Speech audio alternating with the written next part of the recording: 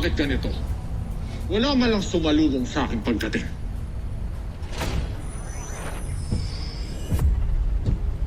Draco, ganito ba kayo tumrato ng kapwa niyong general? Ni wala kayong salubong na pagpugay sa akin. Hindi niyo ba alam na ang emperador mismo ang nagpadala sa akin dito? Hiningi ni Prinsipe Zardos ang iyong tulong. Hindi rin opisyal ang iyong pagdating kaya't walang dapat ipagdiwang.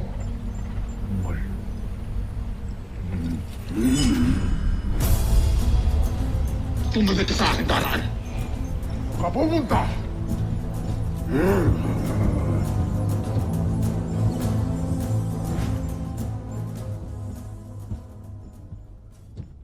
General Oslak, di mo ba alam na isang kabastusan ang umarap sa prinsipe na nakatakip ang muka? Hindi mo ba ako narinig? Sabi ko, huwag kang bastos! Tumigil ka! Hindi ko kailangan sumunod sa'yo. Nahamon kita. Ako pa ang hinamon mo, Draco. Sige, bumunot ka nang makita ng lahat kung sinong mas matibay sa atin.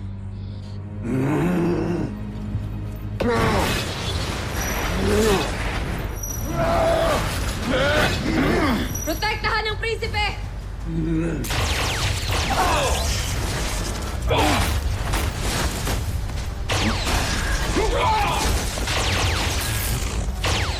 Draco, kumalmat ka, hayaan mo siya, Draco.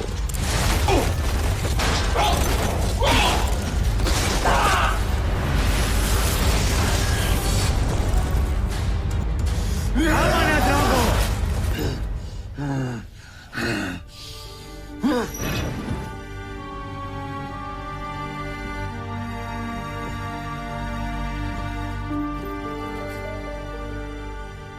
Ipagpaumanhin niyo ang aking kagaspangan, kamahalan. Nais ko lamang ipakita sa inyo ang tibay ng aking baluti. Yari ito sa kakaibang uri ng metal, ang Maxican. Isa sa mga pinakamatibay na bakal sa buong kalawakan.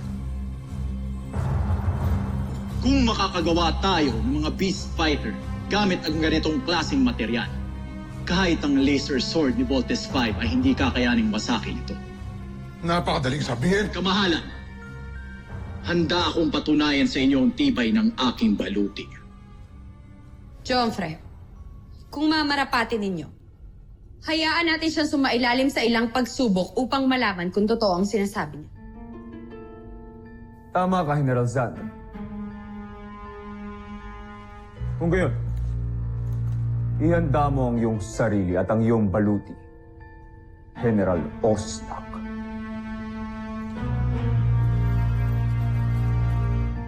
Kahit ano pang pagsubok yan, ay kakayanin ko, Joffre.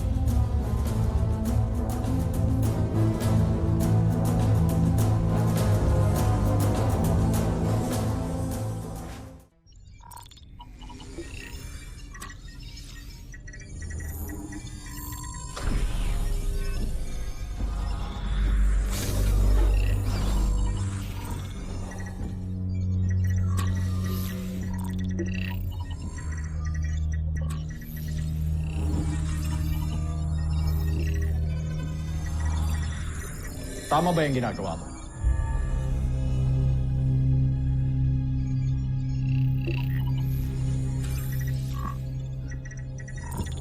Tabi.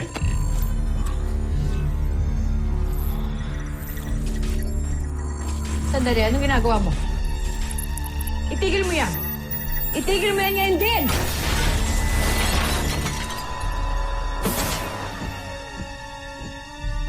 Tingnan mo yung ginawa mo. Ano? Bakit ako ang sisisihin mo? Hindi mo ako dapat pinapakailaman. Tungkulin namin bilang general ni Prinsipe Zardos ang paggawa sa mga beast fighter na iintindihan mo. Baka nakakalimutan mo na ako ang pinadala ng emperador dito. Walang may mas mataas na katungkulan kundi ang prinsipe lamang. Kaya gagawin ko ang lahat ng naising ko. Naiintindihan mo? Truba! Sumusobra ka na. Wala kang karapatan para pagsilitaan ng mga taga rito ng ganyan. Dahil hindi mo alam ang pagpapatakbo dito! Pagpapatakbo ka mo? Sabihin mo nga sa akin, paano nyo pinapatakbo ang lugar na ito? Dahil gusto kong malaman kung bakit puro palpak ang mga beast fighter na binubuo ninyo. Kaya siguro akong pinadala ng emperador. Ngayon, gawin niyo ang mga trabaho, pero nasa akin huling pa siya. Maliwanag.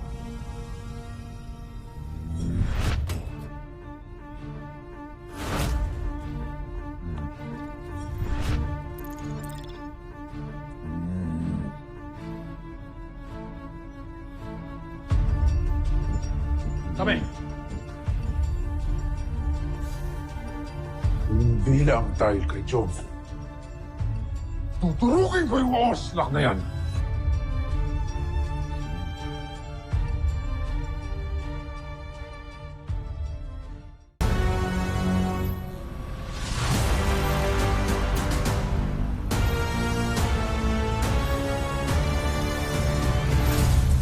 baka sa inyong mukha na naintriga kayo sa ating bagong peace fighter. Huwag na kayong mag-alala. Siya na ang bahala sa pagwasak kay Voltes 5. Huwag mong pangunahan ang kalaban, Oslak. Ilang beses na namin nasubukan ang kanilang kakayahan at kami nabigo. Huwag kang magsalita ng tapos. Nauunawaan kita. Pero gusto ko lang naman sabihin sa inyo na nagawa ko na ang nararapat bago niyo pa matiutos. Ano ibig mong sabihin? Pinangungunahan mo. Huwag kang mapangahas, Oslak. Tandaan mo, ako pa rin ang pinuno dito.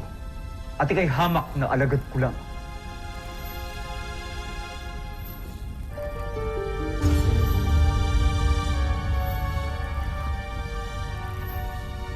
John Frey, ang nais ko lang naman tukuyin sa inyo ay ang mga bulalakaw na bumagsak sa Camp Big Val noong aking pagdating ay nagtataglay ng malakas na kontra-enerhiya, nabubulag sa kanilang mga radar. Hindi nila malalaman ang ating pagdating. Kaya tiyakap na masusurpresa natin sila. John Frey. Magaling.